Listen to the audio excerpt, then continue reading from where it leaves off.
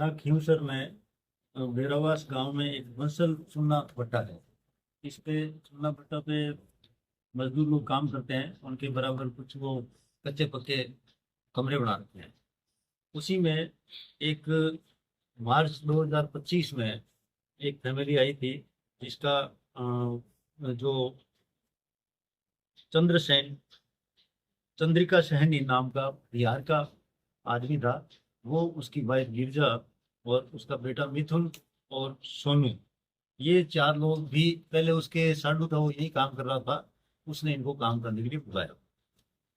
इस दौरान दिनांक 9 अप्रैल 2025 को सुबह सुबह इतला मिली कि ये एक महिला है, वो फांसी खा के और आत्महत्या कर ली है।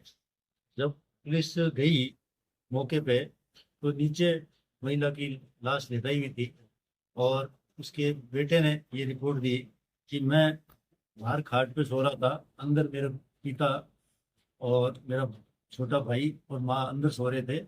जब उनको, जो उनका साडू था, वो इनकी रात की शिफ्ट में काम करते थे, रात को 3 बजे जाते थे, सुबह 11 बजे वापस आते थे, तो जल्दी खाना वाना खा के सो जाते थे। तो गेट खोला तो एकदम से उसकी माँ तो नीचे पड़ी थी और उसके बाप ने कहा इसने फांसी खा ली थी और मैंने इसको नीचे काट दिया। ये इस घटना पे वहाँ पे मृग दर्ज किया, मृग दर्ज करके पोस्टमार्टम कराया और एफएसएल के लिए बिस्रा भेज दी थी। उसके बाद में कोई मृग में चल रहा था, आईजी साहब इसी साल 8 अप्रैल को, इसी 8 अप्रैल को सीओ नागौर के कार्यालय का निरीक्षण करने आए। तो उन्होंने ये खास तौर से खींवसर थाने पे जो मृग थे उसके लिए निर्देश दिया कि इनका सबका अच्छे से गहनता से फाइलें देख के विश्लेषण किया जाए।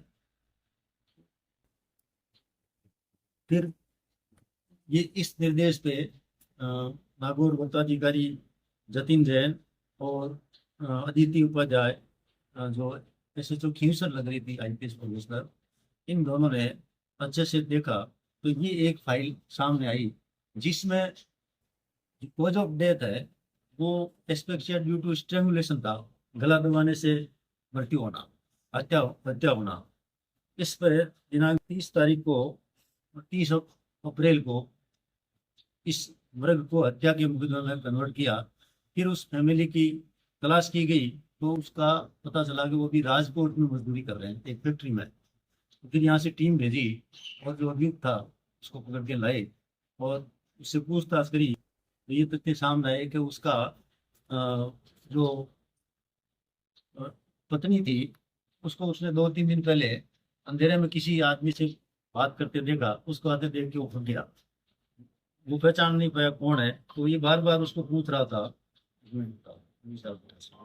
बार बार पूछ रहा था कि आप, भी वो आदमी कौन था।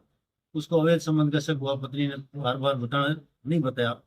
उस रात भी जब उसको पूछा तो उसने नहीं बताया, तो उसको इस बात पे गुस्सा था और उसने उसकी साड़ी थी उसके पल्लू से उसका गला घोट के मर्डर कर दिया और फिर पंखे के एक लटका दी उसके रूप में ताकि वो आत्महत्या प्रतीत हो।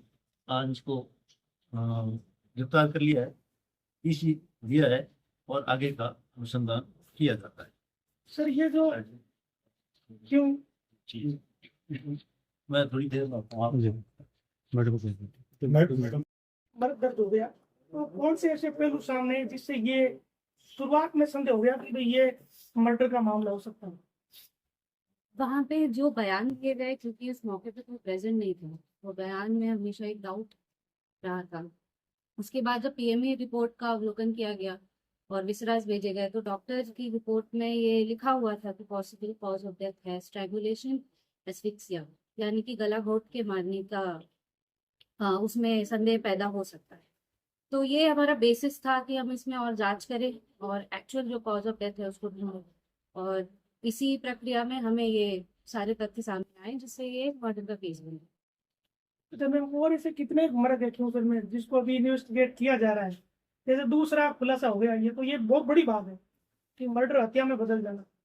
नहीं तो ये लोग बच भी जाते अगर वापस अनुसंधान नहीं होता।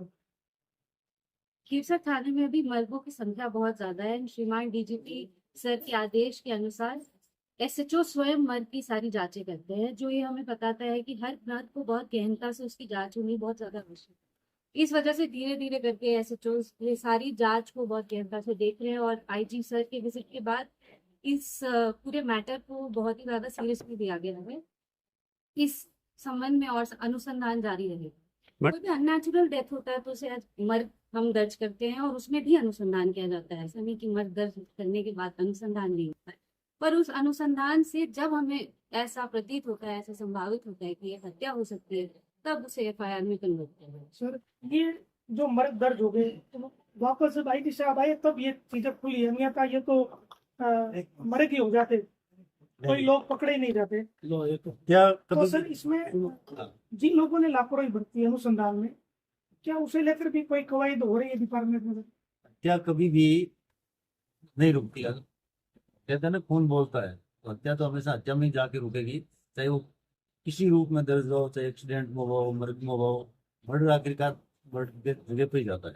रही बात इसमें जो लापरवाही रही है, उसके लिए सीओ नागौर है जतिन जैन, ये जांच कर रहे हैं, ये रिपोर्ट भेजेंगे और उनके खिलाफ कार्रवाई। इससे पहले जो सर जो मैटर हुआ था, इसका खुलासा किया था मदद से जो हत्या हुई, उसमें जिस बड़ा अनुसंधान अधिकारी ने इसकी जांच की थी, तो वो भी सब लेके गए ना सर, तो जांच करके उस फाइल को बंद कर दिया था। जांच में जो लापरवाही बरती उनके खिलाफ प्राथमिक जांच ऑलरेडी उसमें भी चल रही है।